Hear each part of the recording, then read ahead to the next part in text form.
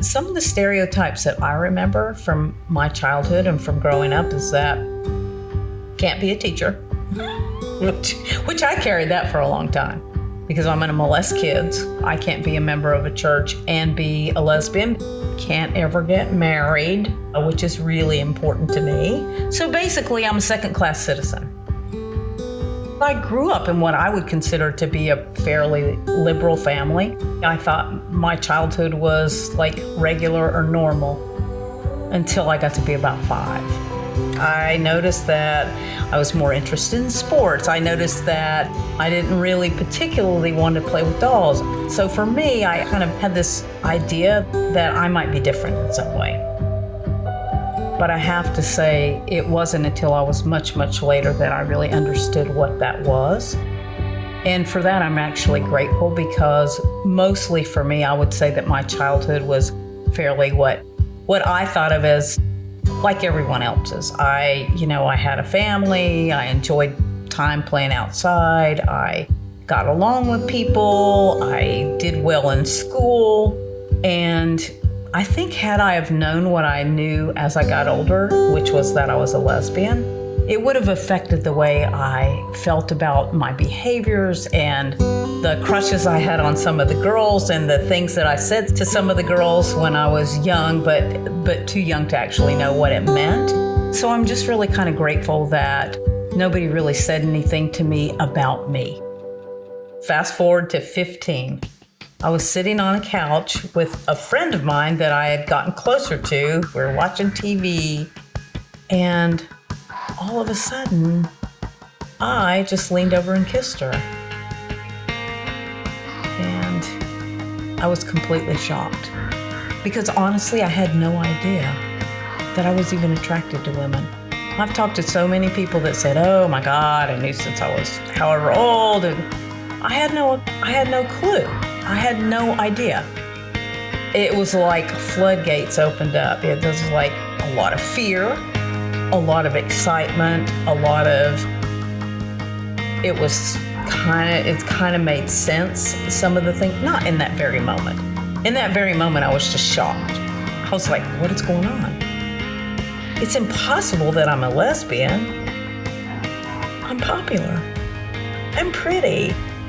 I'm in good condition. I thought I can't be a lesbian. And I struggled for probably a good 5 or 6 years to come to terms with my own sexuality because I just really couldn't believe it was true. I really had never imagined myself as a lesbian. It never occurred to me that I was until I kissed my girlfriend, because of all the things that I had heard, like, you're going to have a terrible life, you're going to be oppressed, you're going to be miserable, just every stereotype I had in my mind. And so I had to work through all those. When I got with my girlfriend, things were so easy between us, like the sexual part of it really, which I didn't explore completely until I was much older, like around 18. And I explored it with guys because I thought, well, maybe I'm just not trying hard enough. A lot of my friends were having sex with their boyfriends already, and I had a boyfriend and a girlfriend. But, I mean, when I had sex or even came close, I just was like, I don't know how they're doing this. It just is not nice for me. So I did do a side-by-side comparison, really. It wasn't like that in my mind. I didn't do a pros and cons list. And yet I really, in my mind, it was awful. It was awful, really. It was a struggle back and forth in my mind because I had a really strong sense of not lying.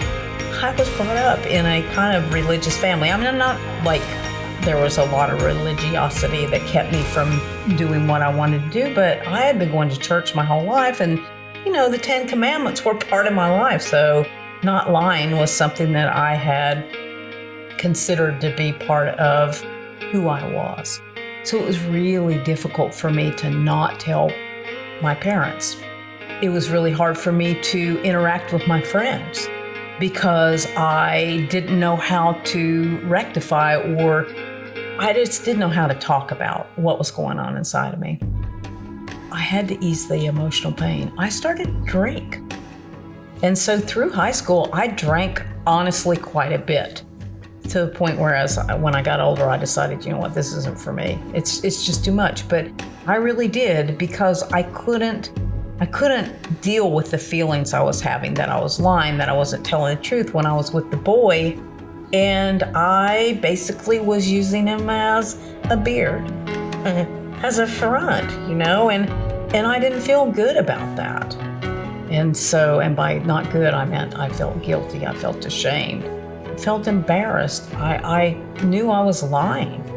So it was just a really stressful time where I spent every day thinking, it's a countdown. I'm gonna move out of the house and go to college when I turn 18, so I can end this struggle. I can be me as I am without having to think about my, where I grew up, my small town in Tennessee, and I can go to college and I can be myself. When I went to college, I had broken up with my first girlfriend, and I was open to exploring what college was like. And so while I was in college, I dated several people.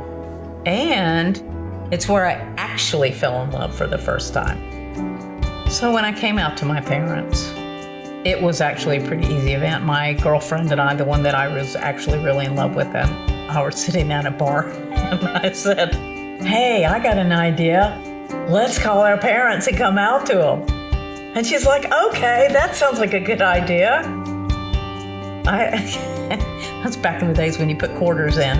I said, I'll go first, because there was a phone booth outside the bar. So I went out, I called my mom, I got her on the phone, and I said, Mom, I just wanted to tell you that I'm a lesbian. She said, oh, honey, we've known for a really long time. I was like, all right, well, I'll talk to you later. So I hung up the phone, I went back into the bar. And my girlfriend at the time was like, all right, I'm going next. She went out, dropped her quarter in. I was still in the bar. I didn't go out with her. I don't guess those days you don't really support your partner.